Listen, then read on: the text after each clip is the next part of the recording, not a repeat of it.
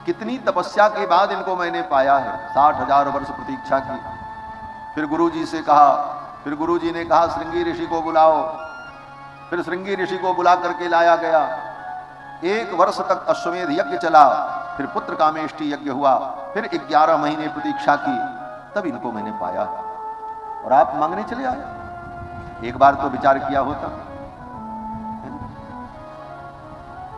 गोस्वामी जी की पंक्ति, दशरथ जी कहते हैं, हे विप्र तुमने विचार करके नहीं कहा। चौथे पन पायऊ सूत चारी, चौथे पन पायऊ सूत चारी, विप्र वचन नहीं कहे हो बिचारी, विप्र वचन नहीं कहे हो बिचारी, विप्र वचन नहीं कहे हो बिचारी। चौथे पन पायऊ सूत चारी, चौथे पन में मैंने 4 पुत्र पाया। हे विप्र आपने विचार करके नहीं कहा। ये विप्र जो है ये विश्वामित्र जी के ऊपर व्यंग है दशरथ जी का। क्या व्यंग है? बोले विप्र का अर्थ क्या होता है? सामान्य अर्थ तो यही होता है विशिष्ट प्रकृष्ट विप्र, जो विशिष्ट हो प्रकृष्ट हो श्रेष्ठ हो, इसलिए विप्र है।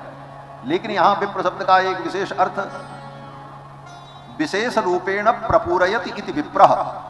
ब्राह्मण विप्र कौन? बोले जो अपने आश्रित भक्तों को परिपूरित कर दे, भर दे, उसका नाम विप्र। विशिष्ट रूपेण प्रपूरयति, जो पूर्ण कर दे, खाली को रिक्त को जो भर दे, उसका नाम विप्र। मानो दशरथ जी व्यंग करते हैं, विश्वामित्र नाम नहीं लिया, कुशिक नंदन नहीं कहा, कहा विप्र। बोले विप्र तो आप बन गए, लेकिन विप्र की योग्यता नहीं आई लगता। ये व्यंग है। क्यों? बोले विप्र बनने के लिए तपस्या तो की, क्षत्रिय से विप्र बन गए, लेकिन विप्र का जो काम है किसी को पूरा कर देना, भर देना, वो काम आप नहीं कर सके। अब पूरा कौन कहे? आप तो खाली करने के लिए चले आए, हमारे बेटों को ले जाए। विप्र तो हमारे गुरुदेव वशिष्ठ हैं, जिन्होंने मेरा घर भर दिया। 1 पुत्र मैं चाहता था, 4 पुत्र।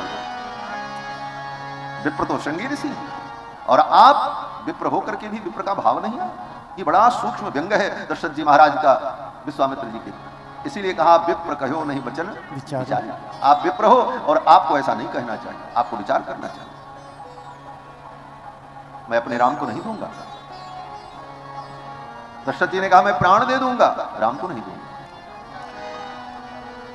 विश्वामित्र जी ने कहा राजन तुमने कहा था गुरुदेव आप जो कहोगे मैं आपके वचन की पूर्ति करूंगा, तुम्हारे उस वचन का क्या होगा?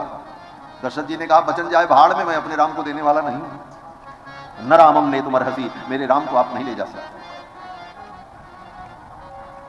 दशरथ जी महाराज ने कहा मैं प्राण दे दूंगा, लेकिन अपने राम को नहीं दूंगा। विश्वामित्र जी समझ गए ये राजा मर जाएगा, अपना सब कुछ नष्ट कर देगा, लेकिन अपने राम को नहीं देगा। आहा क्या राम प्रेम है इसका।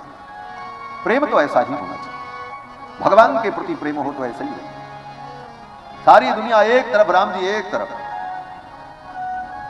विश्वामित्र जी बड़े प्रसन्न हुए, नाराज नहीं हुए। हृदय हर्ष माना मुनि ज्ञानी, हृदय में हर्ष हुआ, वाह राजन तुम बड़े अच्छे हो, ऐसा ही होना चाहिए। भीतर से प्रसन्न हुए।